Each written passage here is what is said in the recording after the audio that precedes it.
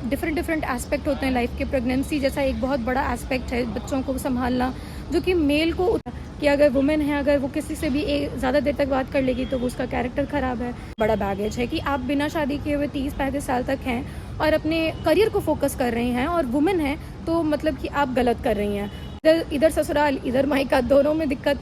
तो ये जो एस्पेक्ट है ना, इसको आप इग्नोर नहीं कर सकते हो। 12th के बाद का ये जो समय होता है तो मैक्सिमम लड़की को तो शादी ही करा दिया जाता है। Hey this is legal Saloni, welcome back to my channel. ये है हमारा 5th ब्लॉग। ये व्लॉग बहुत ज़्यादा बड़ा नहीं होने वाला और सिर्फ एक टॉपिक पे ही आज बात करेंगे।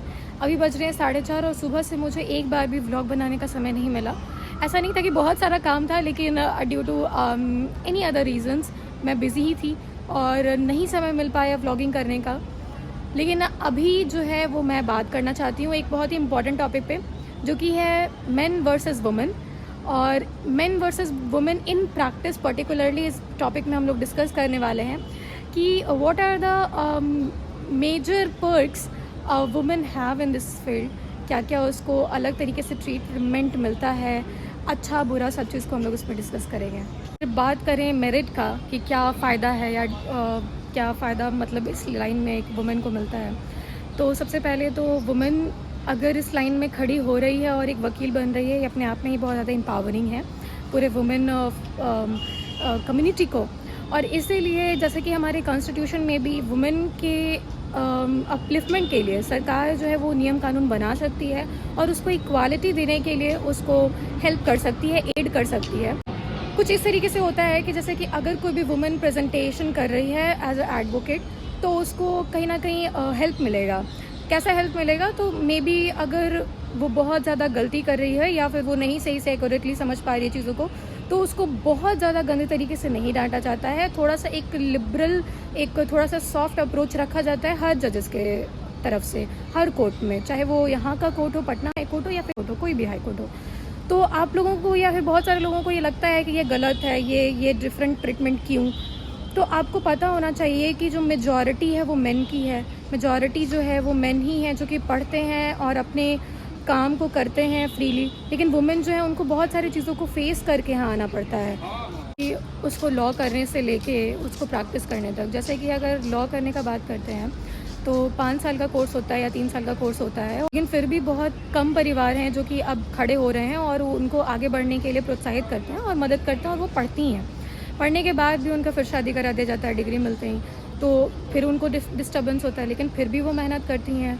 और डिफरेंट एस्पेक्ट होते हैं लाइफ के। प्रेगनेंसी जैसा एक बहुत बड़ा एस्पेक्ट है बच्चों को संभालना, जो कि मेल को उतना नहीं करना पड़ता है। वो जिम्मेदारी जो है वो बस मॉनेटरीली या फिर फाइनेंशियली होती है या फिर इमोशनली होती है। लेकिन जो इमोशनली, फिजिकली और मेंटली जो एक बैगेज जो है वो संभालना पड़ता है, या फिर कहिए कि जो रिस्पॉन्सिबिलिटी है जो संभालना पड़ता है, वो वुमेन को ज़्यादा संभालना पड़ता है। और इसीलिए जो वुमेन का जो एक कहते हैं ना रेशियो, वो बहुत ज़्यादा कम हो जाता है इस लाइन में आने वाला। और उसमें भी जब गिनी चुनी 4-5 लड़कियां जब आती हैं और खड़ी होती हैं, तो ये अपने आप में बहुत ज़्यादा बड़ा बात है कि वो बहुत सारे चैलेंजेस को फेस करके स्ट्रांगली खड़ी हो रही है। तो इसलिए भी अपलिफ्ट करने के लिए, पुश करने के लिए, सेलिब्रेट करने के लिए उनको हेल्प किया जाता है। और इसको देख के बहुत सारे जो सोसाइटी के अदर एस्पेक्ट हैं, यानी कि अदर सोसाइटी के इक्वल पार्ट्स हैं, यानी कि जो मेल कम्युनिटी है, वो कमेंट्स करती है कि ये बिल्कुल गलत है या फिर ये डिस्क्रिमिनेशन है, ये भेदभाव क्यों क्यों क्यों। तो इसका ये आपको जवाब मिल गया होगा कि these are the reasons behind our struggle. और अगर कोई खड़ा हो रहा है तो बिल्कुल उसको गलत में साथ नहीं देना चाहिए, लेकिन हेल्प करना चाहिए।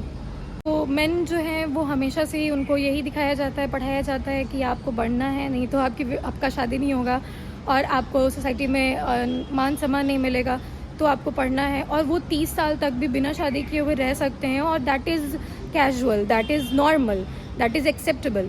लेकिन अगर वुमेन 30 साल तक है और वो अगर शादी नहीं करती है तो दैट इज़ नॉट एक्सेप्टेबल। तो भले ही कोई लड़का हो, उसको एक्सेप्टेबल होगा, उसके पेरेंट्स को एक्सेप्टेबल होगा, the society will not expect her to be not married, unmarried. तो ये जो एक एस्पेक्ट है ना, ये बहुत बड़ा एस्पेक्ट है और ये बहुत बड़ा बैगेज है कि आप बिना शादी किए हुए 30-35 साल तक हैं और अपने करियर को फोकस कर रही हैं और वुमेन हैं, तो मतलब कि आप गलत कर रही हैं। और यहाँ पर जब एक वुमेन खड़ी होती है, चाहे शादी करके या बिना शादी किए हुए ही, और अपनी सारी जिम्मेदारियों को, अदर जो भी है रिस्पॉन्सिबिलिटी है, उसको निभाते हुए जब खड़ी होती हैं तो ये बहुत बड़ी बात होती है और उसको सेलिब्रेट करना चाहिए। बहुत सारा एस्पेक्ट और भी है, जैसे कि काम कब मिलने में भी बहुत सारा दिक्कत होता है। एक जो सेफ्टी है, सिक्योरिटी है, वो वुमेन को नहीं मिलती है। हर तरह का लोग है दुनिया में, और जैसा कि हम लोग न्यूज़ में देखते हैं तो जो हमारा वर्क सेफ्टी है, वर्क प्लेस सेफ्टी है, वो भी बहुत ज़्यादा हैम्पर होता है। तो इन सभी को देख के हमें कोई चैम्बर देखना है, हमें उन लोगों से बात करना है, नहीं करना है, बहुत सारे रिस्ट्रिक्शंस है। बट मेल को ऐसा कोई रिस्ट्रिक्शंस नहीं है, वो कहीं भी काम कर सकते हैं, किसी से भी बात कर सकते हैं और उन पर कोई भी एलिगेशन नहीं लगता है। तो फिर यहाँ पर डिफरेंसेस आ गया कि अगर वुमेन है, अगर वो किसी से भी ज़्यादा देर तक बात कर लेगी तो वो उसका कैरेक्टर ख़राब है। वुमेन है, अगर वो ज़्यादा देर तक काम कर रही है, क्योंकि ये जो पर्टिकुलर अगर लॉ का फील्ड का बात करें तो यहाँ पर आपको ऑफिस में 10 से 11 बजे तक भी काम करना पड़ सकता है, 9 बजे तक भी आप घर आ सकते हैं। तो जो टाइम लिमिटेशन है वो मतलब डिफरेंट होता है और वो ज़्यादातर लेट नाइट ही होता है। तो फिर क्या होगा, फिर वहाँ पर आपको फिर दिक्कत, एक्सेप्टेंस नहीं है, इधर ससुराल इधर मायका, दोनों में दिक्कत।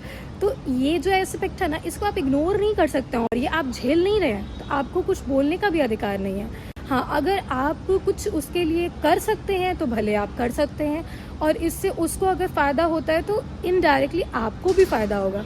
अगर वुमेन को कोई इस तरीके का दिक्कत ही ना हो तो फिर ये जो भेदभाव हो रहा है ना आपकी नज़र में, वो होगा ही नहीं।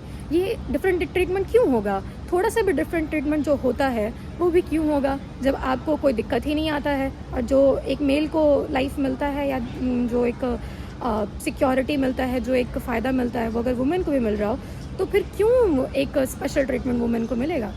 तो अगर आपको ये भेदभाव, ये स्पेशल ट्रीटमेंट ख़त्म करना है तो आपको सबसे पहले तो एक ऐसा इन्वायरमेंट क्रिएट करना पड़ेगा जहाँ पे वुमेन सेफ़ हों, जहाँ पे वुमेन को कोई भी तरीके का दिक्कत ना हो। और मतलब आप समझ रहे होंगे कि मेरा कहाँ इशारा है। उस तरीके से भी बहुत सारा एस्पेक्ट है जो कि एक वुमेन को पीछे खींचता है और फिर भी वो खड़ी होती है।